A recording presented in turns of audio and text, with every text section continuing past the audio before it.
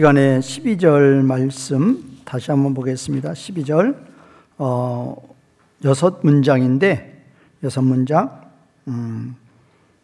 우선 이제 첫 번째 문장, 그리고 나는 그들에게 말하였다. 예수님께서 유다 백성들에게 말씀하신 것이고, 영적인 의미는 하나님 백성에게 말씀하셨다. 두 번째 문장, 만일 너희들의 눈에 좋다면, 그래서 이게 이 좋다면이 토부라고 그랬죠. 토부, 하나님 보시기에 좋은 거. 만일 너희들의 눈들이 좋다면 너희는 나의 품삯을 주어라. 그래서 이 품삯에 대해서 많이 강조를 했죠. 이 품삯은 창세기 15장 1절에 나오는 품삯이다. 하나님께서 우리의 방패가 되어주시는데, 그 방패는 무슨 방패인가? 사망 권세를 막아주시는 방패다. 요한계시록 새하늘과 새 땅 21장 3절 4절에 보면 새하늘과 새 땅이 뭔가? 하나님이 우리를 덮어주시는 거예요. 광야 이스라엘 백성들을 하나님이 구름 기둥과 불 기둥으로 덮어주셔서 그들이 살았던 거죠. 낮에는 구름 기둥으로 햇빛을 차단해 주시고, 밤에는 불 기둥으로 추위를 차단해 주심으로 말미암아 그들은 광야 40년을 살 수 있었어요. 집이 없어도 집 안에 있는 것처럼 낮에 서늘했고 밤에 따뜻했단 말이에요. 왜? 하나님이 덮어주시니까. 그것이 이제 결과적으로는 우리 구원의 완성인 새하늘과 새 땅을 바라보는 거죠. 우리 구원의 완성이 뭐냐? 스케네. 이제 우리말 번역은 이제 장막. 하나님의 장막이 우리와 함께 그랬죠. 그 장막이라는 게 스케네란 말이에요. 스케네라는 것이 다른 의미가 아니라 천막이에요. 하나님의 천막으로 하나님 백성들을 덮어주시는 거, 그게 바로 새하늘과 새 땅이죠. 그러면 그 천막은 무슨 역할이냐? 방패예요. 그게 바로 방패예요. 모든 해롭고 악한 것들을 다 차단해 버린단 말이에요. 노아 홍수 이전에는 이 지구를 덮고 있는 물층이 있었죠. 그걸 윤물이라고 그랬죠. 그 물층이 노아 홍수 때 다 쏟아져 내려버린 거죠. 그러니까 그 물층이 하늘에서, 태양에서 오는 모든 해로운 것들을 다 차단했고, 그 물층이 이 지구의 온도를 가장 사람이 살기 좋은 한 18도 정도로 항상 맞춰줬죠. 그래서 노아 홍수 이전에는 더위와 추위가 없었죠. 그냥 들에 누워 있어도 그냥 춥지도 않고 덥지도 않은, 그렇게 최적의, 그냥 에어컨도 필요 없고 온풍기도 필요 없는 최적의 지구촌을 만들어 주셨는데, 노아 홍수 때 윤물층이 다 쏟아져 내려서 이제 더위와 추위가 오고 이렇게 고통 가운데 살아가게 되고 있는 거죠.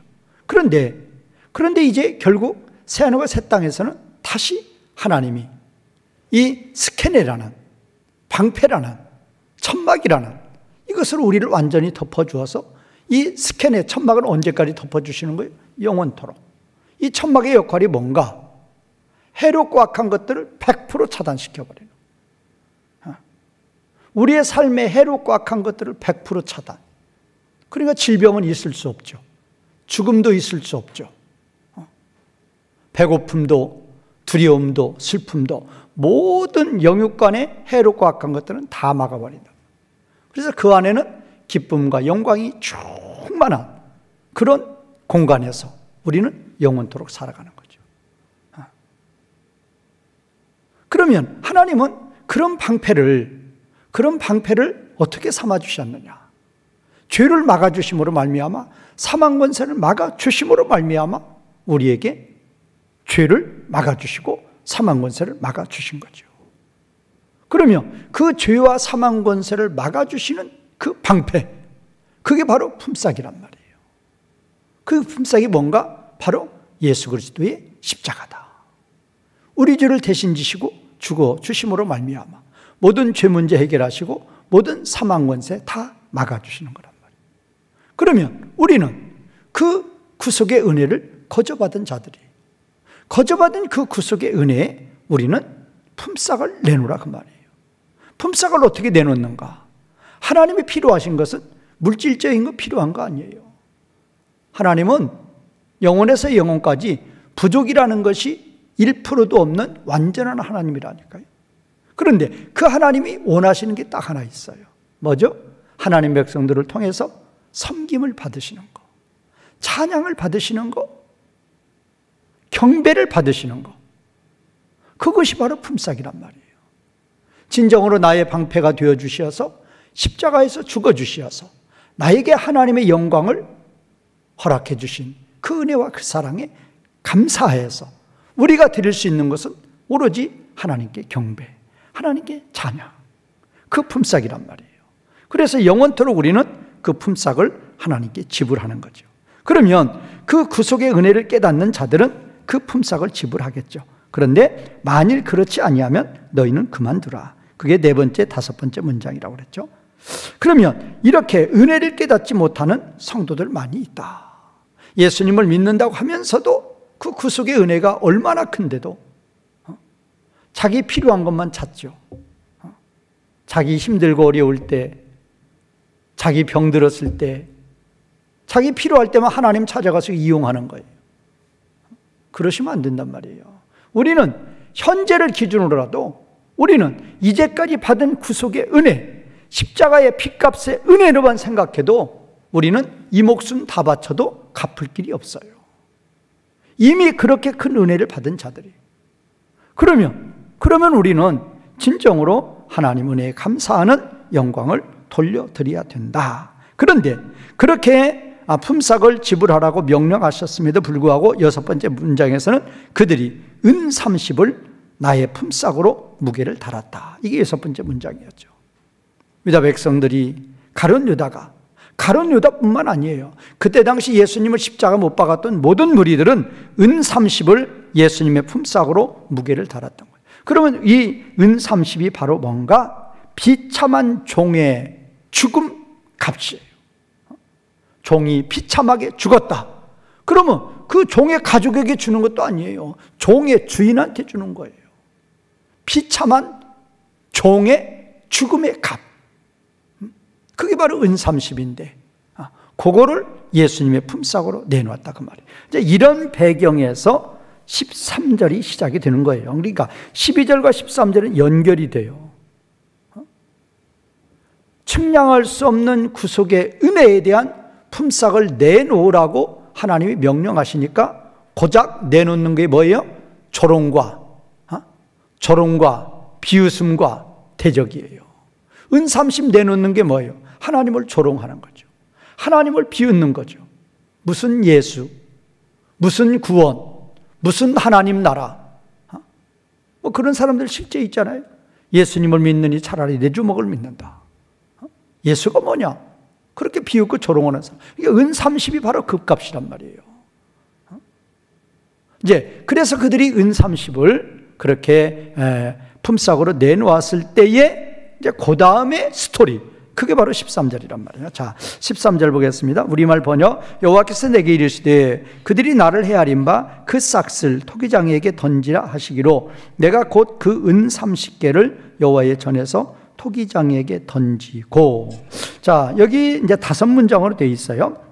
그런데 우리말 번역이 뭐 좀 중요한 것을 좀 거리가 멀게 번역을 해놨어요. 자, 첫 번째 문장. 여호와께서 나에게 말씀하셨다. 우리말 번역 그랬죠? 여호와께서 내게 이르시되. 여호와께서 나에게, 나는 예수 그리스도예요. 여호와께서 메시아 예수 그리스도에게 말씀하셨다. 두 번째 문장.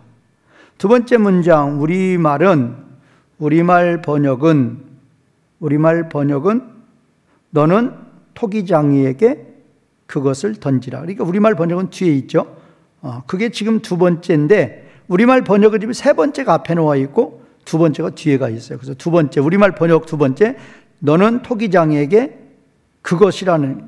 그것을 던지라. 그렇게 돼 있어요. 자, 그래서 두 번째 문장 원문대로 보면 너는 그 토기장이에게 그것은 은 30이죠. 그들이 내놓은 품삯 은 30. 그들이 내놓은 품삯 은 30은 뭐예요? 조롱과 멸시와 천대와 비웃음의 품삯이란 말이에요. 그것을 그러니까 내놓으니까 하나님은 그것을 예수님에게 그것을 집어 던져버리라고 그랬어요. 이제 두 번째 문제는 정확히 번역하면 너는 그 토기장이에게 그것을 은 30을 집어 던지게 하라. 히프일형이에요. 집어 던지게 하라. 히프일형이고 명령법. 그래서 정확히 번역하면 너는 그 토기장이에게 은 30을 그것을 집어 던지게 하라. 이제 집어 던진다. 어떤 이런 표현은 이제 하나님의 분노, 진노의 표현이죠. 제가 이제 가끔 말씀을 드리지만, 사실 종교라 그러면 하나님 위에, 우리가 믿는 삼위 하나님 위에 신은 존재하지 않는 거예요. 절대적으로 존재하지 않는 거예요. 세상 사람들이 말하는 그 신들, 그건 다 존재하지 않는, 엘리야하고 바알 선지자하고 갈멜산에서 영적인 전투를 벌일 때 바알의 선지자들이 아무리 불러도 나타나지 않았던 그 바알신, 똑같아요. 모든 신들이, 우리가 믿는 삼위 하나님을 제외한 모든 신들이 다 존재하지 않는 신들이에요. 존재하지 않는 신들을 허공에다 대고 섬기는 거예요. 그러니까 어리석고, 그러니까 헛된 것을 섬기는 자들이란 말이에요. 자, 너는 토기장이에게, 너는 그 토기장이에게 그 은 30을 집어 던지게 하라.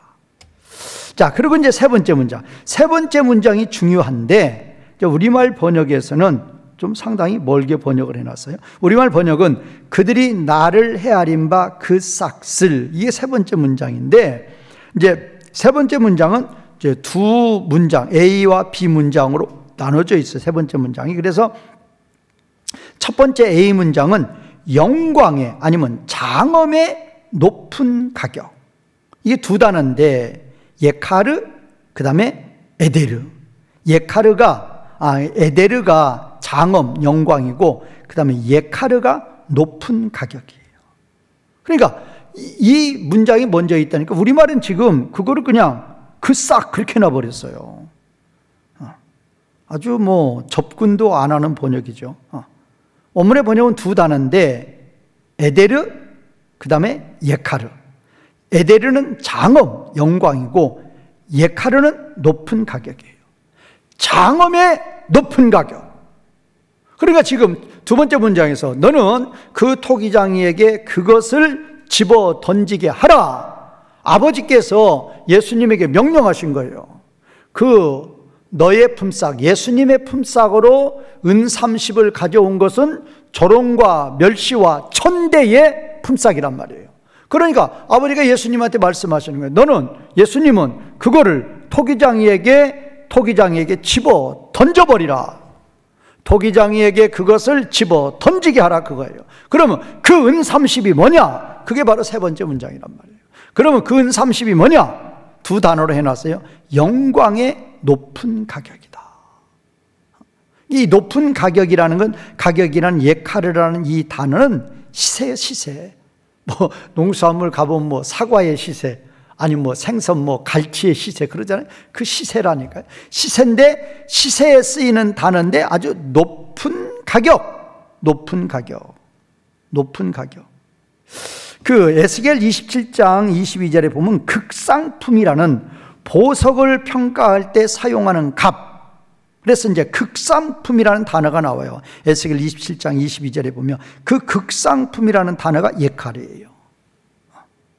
그 단어가 여기 쓰인 거란 말이에요. 그러니까 제가 지금 번역을 영광의 높은 가격, 이거를 다른 말로 번역하면 영광의 극상품, 그거예요. 시세가 아주 극히 귀한 가격이란 말이에요. 뭐가? 지금 그들은 조롱과 멸시와 천대의 품삯으로 은 얼마를 가져왔어요? 30을 가져왔는데, 그건 깨닫지 못하는 영적인 소경들이 계산해서 가져온 품삯이고, 조롱과 멸시로 가져온 품삯이고, 영적인 소경, 가룟 유다는 예수님 믿지 않으니까 완전 100% 영적인 소경이죠. 그 영적인 소경이 조롱과 멸시의 품삯으로 은 30을 가져왔단 말이에요. 그거는 영적인 소경이 그렇게 계산해서 가져온 것이고, 실질적인 예수님의 품삯은 뭐냐? 영광의 극상품이란 말이에요. 영광, 장엄의 높은 가격이란 말이에요. 이런 표현은 어떻게 예수님의 품삯을 계산을 하느냐 말이에요. 하나님이, 창조주 하나님이 사람의 몸을 입고 이 땅에 오신다. 성육신이 있을 수 있느냐 말이에요. 어떻게 하늘 보좌를 버리시고 이 죄덩어린 이 더러운 이 지구의 땅에 내려오시느냐 말이에요. 어떻게 하늘에 계신 분이 땅에 내려오시느냐, 어떻게 창조주가 피조물로 내려오시느냐. 그것도 피조물 중에서도, 우리 사람 중에서도 최저의 생활, 죽음도 최고의 극형, 저주의 십자가. 어떻게 성육신과 십자가가 어떻게 이루어질 수 있느냐 말이에요. 그러면 그 구속의 은혜, 창조주 하나님이 참 신께서 그 신을 섬기는 그 자들을 위해서 죽어주시는 교리, 이런 교리가 세상에 어디가 있느냐 말이에요. 어떻게 신이 자기를 섬기는 자들을 위해서 죽어주시느냐 말이에요. 그들을 구하기 위해서. 그러니까 성육신의 품삯, 십자가의 품삯은 이건 계산이 안 되는 거예요. 계산이 안 되는 품삯을 지금 여기서는 뭐라고 표현했느냐? 영광의 장엄의 높은 가격이다. 다른 말로 표현하면 영광의 장엄의 극상품이다, 그 말이에요. 그렇게 해놓고 이 두 단어가 있고, 그리고 영어로 말하면 후이치, 히브리어로 말하면 아쉐르 라는 관계 대명사로 이 영광이 높은 가격을 수식해요. 그 말이 무슨 말인가 하면, 내가, 예수님께서 그들로부터 가치가 있었던 영광의 높은 가격. 잘 보세요. 내가, 지금 우리말 번역은 뭐라고 했는가 하면, 그들이 나를 헤아린 바, 그렇게 해놨어요. 이제 헤아린 바 그 싹, 그렇게 해놨죠. 그러니까 그 싹이라는 것은 영광이 높은 가격이고, 그들이 나를 헤아린 바, 이거에 대한 번역은 내가, 예수님이 그들로부터 가치가 있었던, 실질적인 예수님의 가치, 그 말이에요. 예수님이 이 땅에 성육신하시고 예수님 우리 죄인들을 위해서 십자가에 죽어주신 그 은혜, 그 품삯은 측량할 수 없단 말이에요. 그거를 지금 여기서 뭐라고 표현하고 있느냐? 그들은 조롱과 천대와 멸시로 품삯을 가져왔는데, 그렇게 조롱과 멸시와 천대의 품삯은 집어 던져버리란 말이에요. 집어 던지게 하란 말이에요. 그렇게 해놓고 잠깐, 그러면 정확히 그 품삯을 계산해 보자, 그 말이에요. 정확히 그 품삯을 계산해 보면 은 30, 천대와 조롱과 멸시의 품삯이 아니고, 내가, 예수님이 그들로부터, 하나님 백성으로부터 가치가 있었던 영광이 높은 가격이란 말이에요. 예수님이 하나님 백성들로부터 가치가 있었던 영광의 높은 품삯이란 말이에요. 진정으로 예수님을 믿는 자들에게는 그 예수님의 품삯은 측량할 수 없는 품삯이란 말이에요. 그거를 지금 뭐라고 표현하고 있어요? 내가, 예수님이 그들로부터 가치가 있었던 영광의 높은 가격이란 말이에요. 예수님이 하나님 백성들로부터 가치가 있었던 영광의 높은 가격. 다이아몬드 비싼 것들은 몇십억 가죠. 몇십억 가는데, 그런 이제 경매장이 있죠. 아주 극상품 다이아몬드 같은 거 전시해서 이제 경매 붙이죠. 그럼 최저 가격이 몇십만 원이죠. 몇십억이죠. 최저 가격이. 그런데 그러면 거기 입찰을 하러 가는 사람들, 누가 가요? 다 거부들이 가죠. 거상들이 가죠. 삼성의 이건희 회장 같은 분들 얼마나 미술품 많이 모아놨어요. 그거 다 몇 천만 원에서 몇 억에서 몇십억에서 다 고가로 구입한 거예요. 그런데 그런 다이아몬드 같은 그런 아주 극상품 경매장에 가가지고 우리나라 돈으로 돈 몇천 원짜리, 몇천 원 세면서 거기 입찰 붙겠다 그러면 거기서 뭐라고 그래요? 당장 쫓아내버리죠. 지금 수억 단위, 수십억 단위가 왔다 갔다 하는 경매장인데 거기에 가가지고 우리나라 돈으로 한 5천 원, 6천 원 하려고 그러면 당장 그 사람 관리위원이 쫓아내버리죠. 시세를 모른단 말이에요. 우리의 믿음도 똑같아요. 진정으로 저와 여러분들이 예수님을 믿음으로 말미암아 하나님의 아들이 말씀이 육신이 되어서 이 땅에 내려오시고 나를 위해서 십자가에서 죽어주시고 그러므로 말미암아 내가 모든 죄가 사함을 받고 하나님의 자녀가 되어서 하나님의 자녀의 영광을 누리며 영원히 살 자다 라는 것을 믿는다 그러면 예수님이 나를 위해서 베풀어 주신 그 은혜의 그 품삯을 무엇으로 평가할 거냐 말이에요. 무엇으로?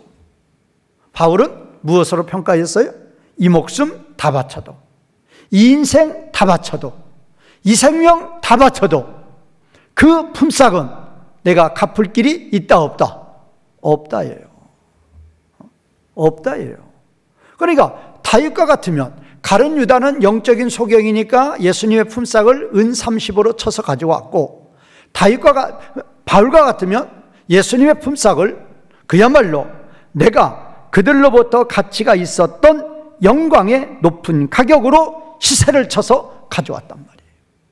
그래서 마지막에는 자기의 생명까지 순교의 제물로 품삯으로 내놓죠.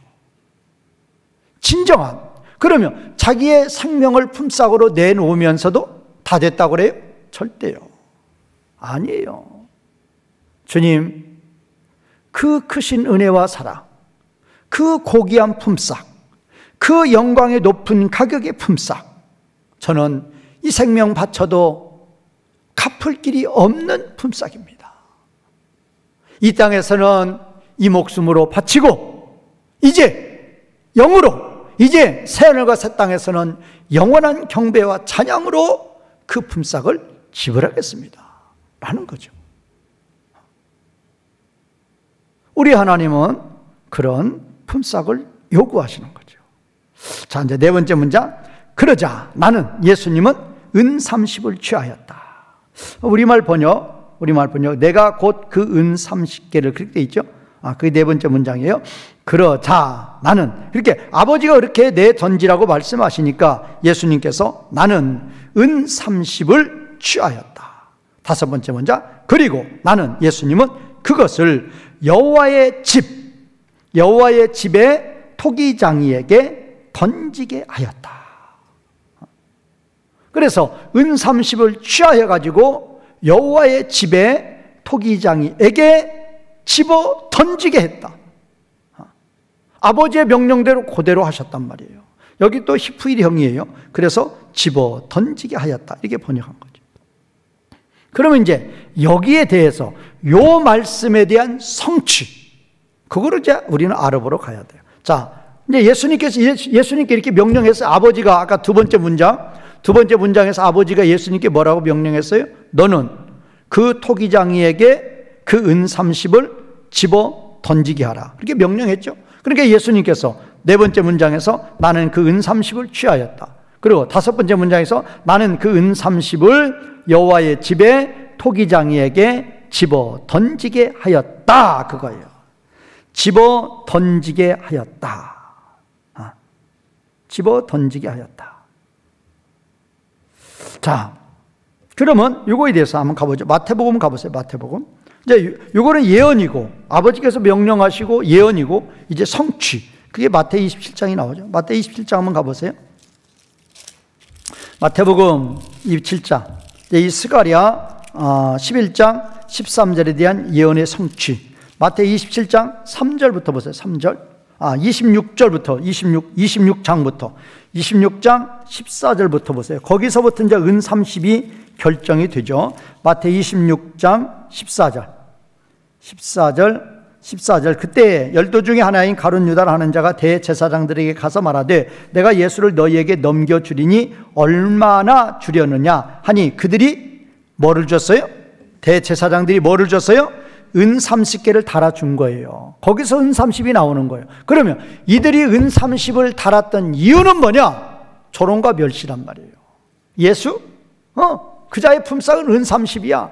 그 비참하게 죽은 비참하게 억울하게 죽은 종의 품삯, 그거면 족하다, 그거예요. 그래서 은 30을 다르니까 16절에서 그가 그때부터 예수를 넘겨줄 기회를 찾더라. 그 말은 15절에서 은 30을 대제사장들이 달아 가지고 가룟 유다한테 준 거예요. 품삯을 준 거예요. 그러니까 가룟 유다가 그걸 만족한 거예요. 둘 다 거래가 성립한 거예요.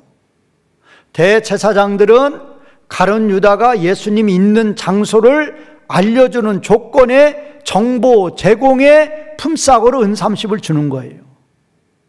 그런데 그 은 30은 어디서 나왔느냐? 스가랴에서 나온 거란 말이에요.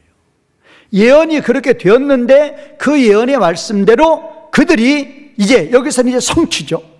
예언의 성취로 그들이 은 30을 달고 그 은 30을 대제사장하고 대제사장들하고 가룟 유다고 은 30의 가격에 아주 만족을 하는 거예요. 그러니까 대제사장도 영적인 소경이요, 가룟 유다도 영적인 소경이에요. 그러니까 그렇게 천대와 멸시의 품삯에 같이 마음이 합한 거죠. 그래서 은 30으로 이제 결정이 돼서 가룟 유다가 받은 거예요. 그 다음에 이제 27장 마태복음 27장 3절. 그래서 이제 예수님 있는 장소 알려줬고 예수님 붙잡혀 갔고 예수님 이제 신문 받았죠. 26장에서 26장의 사건이 바로 이제 목요일 날 밤 사건이죠. 그래서 예수님께서 이제 밤새도록 채찍 맞으며 이제 신문을 당하는 거예요. 이제 27장 3절, 그때가 그때란 말이에요. 그때에 예수님께서 붙잡혀가지고 가룟 유다가 예수님의 장소를 알려주었고 예수님이 붙잡혔고 밤새도록 신문을 당하는 그것을 본 가룟 유다란 말이에요. 그때에 예수를 판 유다가 그의 정죄됨을, 예수님의 정죄됨을 보고 스스로 뉘우쳐 은 30을 대제사장들과 장로들에게 도로 갖다 준 거예요. 갖다 주고 이르되 내가 무죄한 피를 팔고 예수님의 무죄한 피를 내가 팔았단 말이에요. 죄를 범하였다 그러는 거예요. 하니 그들이 이르되 그것이 우리에게 무슨 상관이야, 내가 당하라 하거늘. 그때 이제 가룟 유다가 은 30을 어디에 던졌다? 성수에 던졌단 말이에요. 그러니까 여기 아까 그랬잖아요. 지금 스가랴 11장 13절에서 다섯 번째 문장에서 나는 그것을 은 30을 여호와의 집에 토기장이에게 집어 던지게 하였다. 여호와의 집이라고 그랬잖아요. 그 여호와의 집에 던지는 거예요 지금. 자, 그러면 이제 그럼 내 여기서는 토기장이란 말이에요. 분명히 토기장에게 던지는 거죠. 그러면 여기서 지금 가룟 유다는 은 30을 성소에 던진 거예요. 뭐 정확히 말하면 연복궤에다 던졌겠죠. 그리고 이제 물러나가서 이제 스스로 목매어서 자살한 거예요. 그러니까 6절, 대제사장들이 그 은을 거두며 이르되 이것은 피값이라 성전 고에 넣어둠이 옳지 않다 하고 은혼한 후 이것으로 토기장에 밭을 사서 나그네의 묘지를 삼았으니 그러므로 오늘까지 그 밭을 피밭이라 일컬었느니라. 9절, 이에 선지자 에레미야를 통하여 하신 말씀이 이루어졌나니 일렀으되 그들이 그 가격 매겨진 자 곧 이스라엘 자손 중에서 가격 매긴 자의 가격 곧 은 30을 가지고 토기장의 밭값으로 주었으니 이는 주께서 내게 명령하신 바와 같으니라 하였더라. 바로 이거란 말이에요. 토기장의 밭값으로 토기장에게 주었단 말이에요. 그러면 이루어진 거지 이제. 지금 스가랴 11장 13절의 다섯 번째 문장이 나는 예수님은 그것을 은 30을 여호와의 집에 토기장에게 집어 던지게 하였다 그랬어요. 그럼 이건 예언이고 이 예언이 이제 성취가 되는 거예요. 그게 마태 26, 27장이란 말이에요. 그러면 그 이제 과정을 제가 설명을 드린 거예요. 은 30이 대제사장들에 의해서 가룟 유다에게 전달이 되고 가룟 유다가 깨닫고 이제 뭐가 잘못되는구나 깨닫고 나서 이제 대제사장에게 찾아와서 은 30 반납하려고 했는데 받지 않아요. 그러니까 그거를 성전 고에다 집어 던지고 자기는 가서 자살했단 말이에요. 그러니까 대제사장들이 그 은 30을 가져다가 토기장에게 주고 밭을 샀단 말이에요. 그러니까 그 은 30을 여호와의 집에 토기장에게 던져버려라. 그 말씀이 예언이 성취가 됐단 말이에요. 그래서 이제 마태 20장 10절에서 주께서 내게 명령하신 바와 같다 그랬잖아요. 아버지께서 스가랴 11장 13절에서 예수님에게 13절 다섯 번째 문장에 예수님께 그렇게 명령하셨는데 그것이 이루어졌다 그 말이에요. 그러니까 우리들은 이런 말씀을 통해서도 하나님의 말씀은 지금 이 마태복음하고 스가랴서는 적어도 400년 이상의 간격이 있죠. 그러면 우리 하나님의 말씀은 400년 전이든 4000년 전이든 말씀하시면 그대로 어떻게 된다? 그대로 이루어진단 말이에요. 그대로 이루어진다. 절대 우연이 아니에요. 누구의 말씀이니까? 하나님 말씀이니까 반드시 이루어진다. 자, 그래서 이제 마치고 14절 보겠습니다. 시간이 많이 갔는데 14절 다시 스가랴서 넘어오세요. 스가랴서 11장 13절 마치고 14절 내가 또 연합이라 하는 둘째 막대기를 꺾었으니 이는 유다와 이스라엘 형제의 의리를 끊으려 함이었느니라. 여기도 좀 길은데 자, 두 문장이에요. 두 문장. 첫 번째 문장 우리말 번역에 내가 또 연합이라는 둘째 막대기를 꺾었다 그거예요. 원문대로 번역하면 그리고 나는 그 묶은 거 그걸 지금 묶은 것을 우리말은 연합이라고 번역을 했죠. 묶은 거 곧 두 번째 막대기 그것을 꺾었다 절단했다 꺾어버렸단 말이에요. 그리고 두 번째 문장 그러면 그렇게 꺾은 이것은 어떤 의미냐 왜 꺾었느냐 그 목적이 뭐냐 유다와 이스라엘 사이의 형제 관계를 깨트리게 하기 위하여 그렇게 돼 있어요. 우리는 이제 형제 의리인데 의리라는 건 없고 정확히 번역하면 유다와 이스라엘 사이의 형제 관계를 깨트리게 하기 위하여. 그 말은 뭔 말이냐? 그 두 번째 막대기 그러니까 지금 7절에 보면 11장 7절 보세요. 7절에 보면 막대기 둘이 있는데 하나는 무슨 막대기? 11장 7절 하나는 무슨 막대기? 스가랴 11장 7절 하나는 무슨 막대기? 은총. 또 하나는 무슨 막대기? 연합. 그 연합이란 막대기를 지금 꺾었단 말이에요. 그러면 연합이란 막대기를 꺾은 목적이 뭔가? 유다와 이스라엘 사이의 형제 관계를 깨트리는 거예요. 유다와 이스라엘 사이의 형제 관계를 깨트린다. 깨트린다. 그거예요. 자, 그러면 이제 요거에 대한 해석도 이제 쉬운 건 아니죠. 특별히 이제 첫 번째 같은 것은 그 연합이라는 그 두 번째 막대기를 꺾어버렸다. 그게 완료형인데 이런 걸 예언적 과거라고 그런다. 지금 여기에 14절, 지금 아까 13절의 사건도 1세기 때 이루어지는 거죠. 그러면 이 14절의 사건도 똑같이 1세기 때 이루어진단 말이에요. 그런데 왜 과거를 썼느냐? 지금 꺾어버렸다. 이 과거예요. 과거 시제예요. 완료 시제예요. 완료 시제. 그럼 완료 시제의 의미는 뭐냐? 이루어지지 않은 거예요. 그런데 예언적 과거라는 게 뭐냐? 반드시 이루어질 것이기 때문에 그렇게 예언적 과거를 사용했다. 그 말이에요. 자, 그러면 이제 이런 이야기예요. 아브라함부터 십자가 부활까지는 주로 구원이 이스라엘 중심, 이제 이 스가랴서를 보면은 이제 유대인 중심, 어떻게 이렇게 보는 분들은 1세기도 보면 유대인들이라고 그러죠. 이스라엘, 아브라함의 육신의 후손들, 그들을 중심으로, 이스라엘의 12지파를 중심으로 복음이 전파되었단 말이에요. 하나님의 구원 역사가 이루어졌던 거죠. 그런데 이제 십자가 부활을 기점으로 이제 유대인들은 떨어져 나가고 누가 하나님 백성으로 들어오는 거예요? 이방인들이 들어온다 그 말이에요. 자, 그건 다시 한번 찾아보세요. 사도행전 13장. 자동적으로 십자가 부활 이후에는 유대인들이 자동적으로 떨어져 나가요. 자동적으로. 사도행전 13장 16절 바울과 바나바가 사도행전 13장 46절 바울과 바나바가 담대히 말하 이르되 하나님의 말씀을 마땅히 먼저 너희에게 전할 것이리되 너희가, 지금 너희라 그 말이 유대인들이에요. 유대인들이 그 하나님의 복음의 말씀을 어떻게 했다? 너희가 그 복음의 말씀을 어떻게 했다? 버렸단 말이에요. 받지 않는 거예요. 복음을 믿지 않으니까 스스로 뭐를 자처하는 것이다? 영생을 얻기에 합당치 않은 자들로 뭐한다? 스스로 자처한단 말이에요. 그러니까 그 복음이 이제 누구한테 가는 거예요? 이방인에게. 자동적으로 가는 거예요.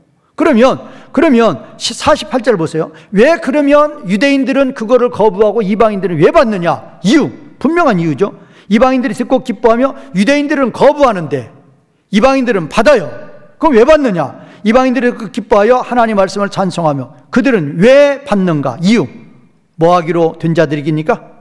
하나님께서 영생을 주시기로 뭐한 자들이니까?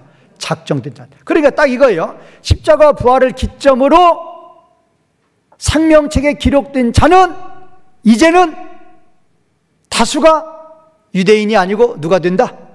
이방인이 된다 그 말이에요. 십자가 부활 이전에는, 아브라함부터 십자가 부활 이전에는 생명책에 기록된 자, 영생을 얻기로 작정된 자가 누구였는데? 이스라엘인들이었는데, 유대인이었는데, 십자가 부활을 기점으로 유대인들은 복음을 내뱉어버리는 거예요. 거부하는 거예요. 리젝트하는 거예요. 거부. 그리고 이제 이방인들은 리셉션, 막 받는 거예요. 그러니까 당연히 이제 복음이 이방인대로 가는 거죠. 여기는 지금 그거 말하는 거예요. 지금 유다와 이스라엘 사이의 형제관계를 깨트린다 그 말은 유대인들이 떨어져 나가는 걸 말하는 거예요. 유대인들이 떨어져 나가는 걸 말하는 것이다. 유대인들이 떨어져 나가고 이제 누가 들어오는 거예요? 누가 들어온다? 이제 이방인들이 들어와요. 자, 그러면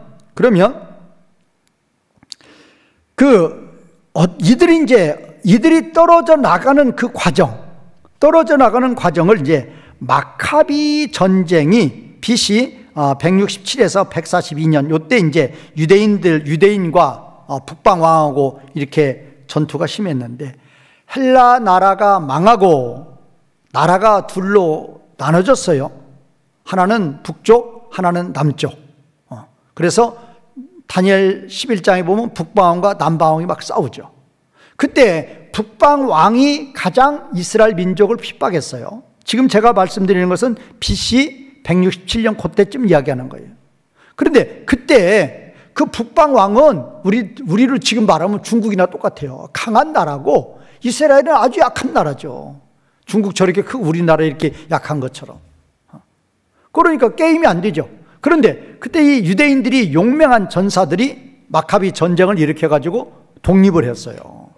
자, 그 이유를 말하는 거예요. 그 마카비 전쟁 이후에 유대인들이 네 당파로 갈라졌죠. 그게 예수님 당시까지 내려오는 거죠. 그래서 우리가 잘 아는 바리새파, 사두개파, 그 다음에 에셈파, 열심당원파, 이게 네 파예요. 그래서 성경에 주로 나오는 건 누가 저로 나와요. 바리새파 나오고, 그 다음에 사두개파 나오고, 그 다음에 열심당, 사도 바울을 죽이려는 특공대 40명, 그게 열심당원들이죠. 그 다음에 에셈파, 이렇게 네 파로 나누어져서 서로 이제 물고 뜯고 싸웠죠. 그러다가 이제 로마 침략으로 말미암아 민족이 완전히 산산조각 나버리는 거죠. 그러니까 지금 북이스라엘은 일찌감치 떨어져 나갔죠. 언제 떨어져 나갔어요? BC 722년에 떨어져 나갔어요.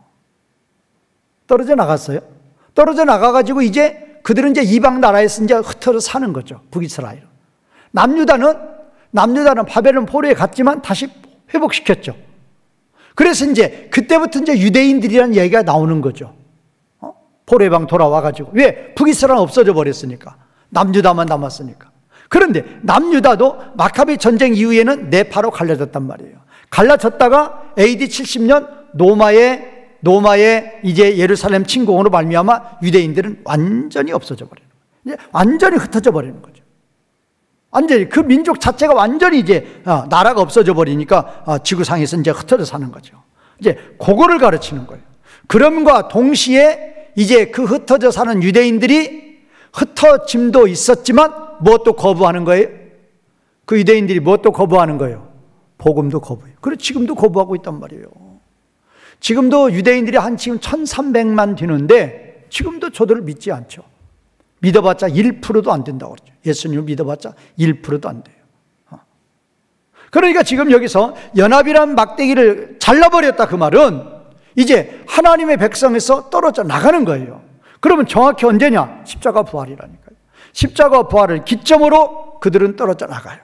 그런데 성경에 보면 다시 유대인과 이방인이 다시 결합을 해요. 그런데 그거를 유대인과 이스라엘의 결합으로 또 이야기를 해요. 이제 성구를 몇 가지 찾아볼 텐데 그게 무슨 말인가 하면은 이런 식이에요. 그러니까 지금 이제 여기서 지금 유다와 이스라엘 사이의 형제 관계를 깨트린다고 그랬죠.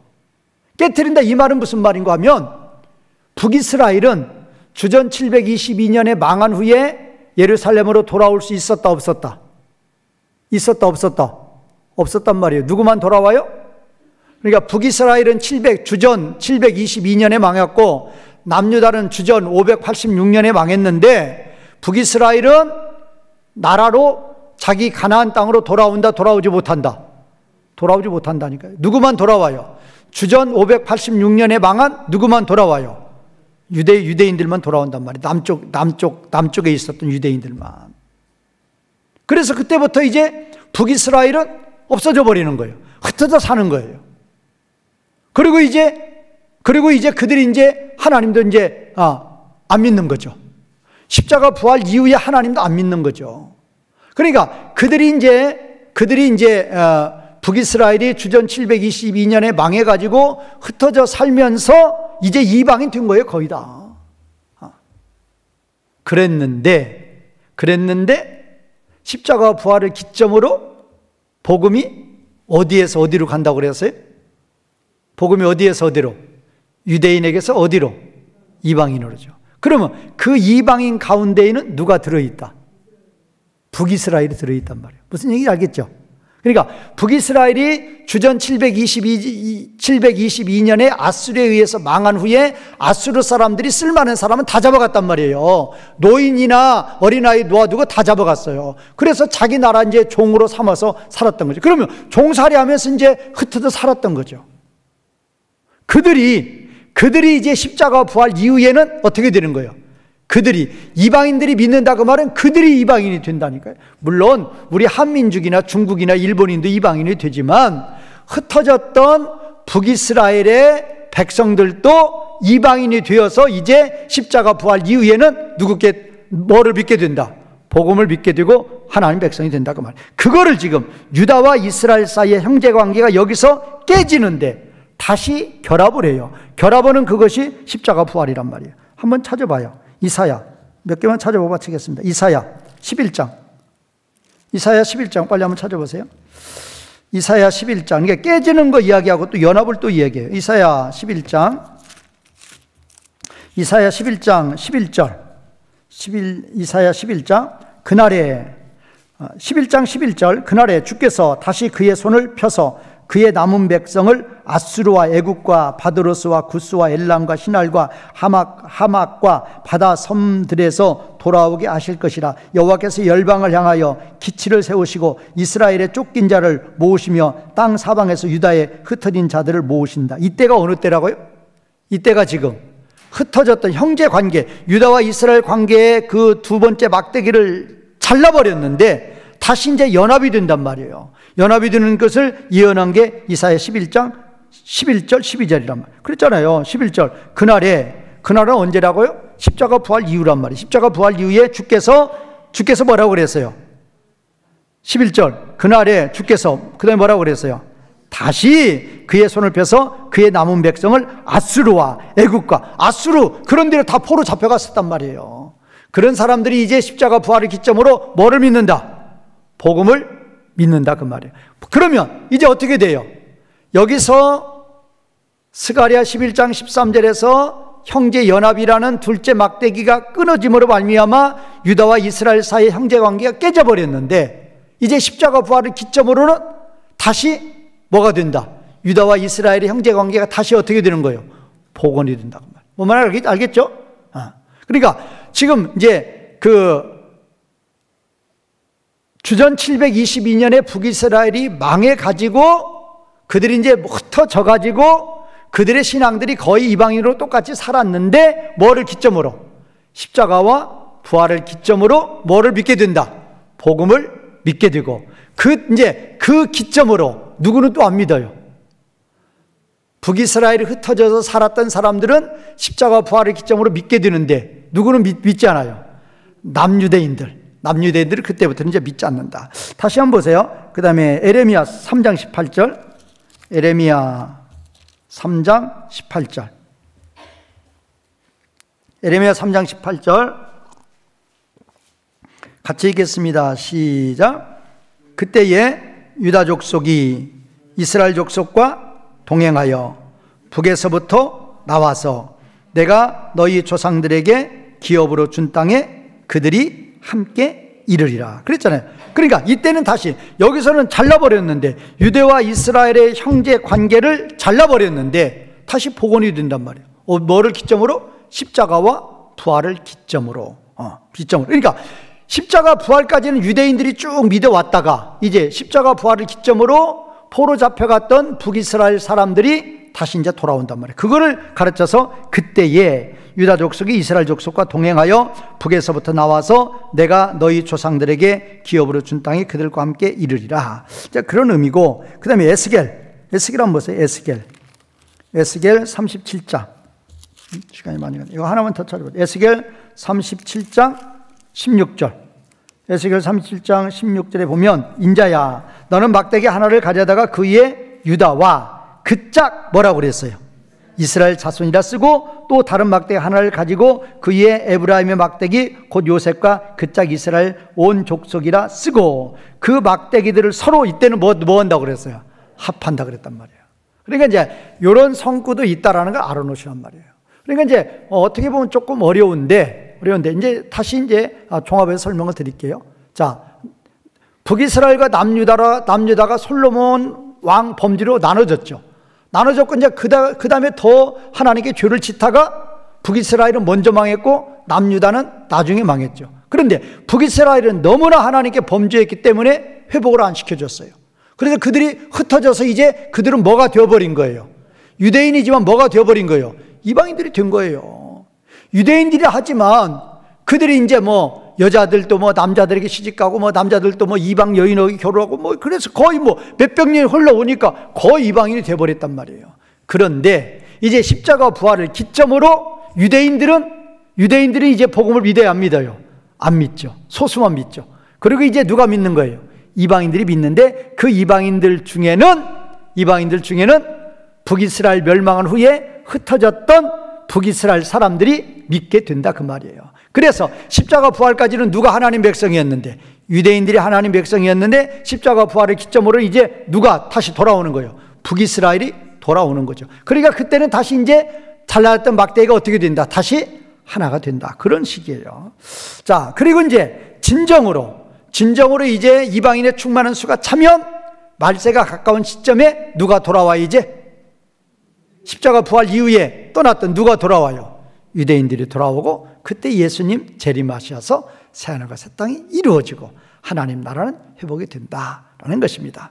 오늘 말씀을 통해서 다시 한번 하나님의 자녀 삼아주신 이 놀라운 역사 가운데에서도 하나님은 참으로 저와 여러분들을 한 사람도 빼놓지 아니하시고 자기 백성은 다 시대마다 자기 백성이 있단 말이에요. 시대마다 자기 백성 하나도 빼놓지 아니하시고 이렇게 다 구원하셔서 하나님 섬기게 해주시는 이 은혜와 사랑에 진심으로 감사하시는 성도님들이 되시기를 주님의 이름으로 중가 부탁을 드리겠습니다.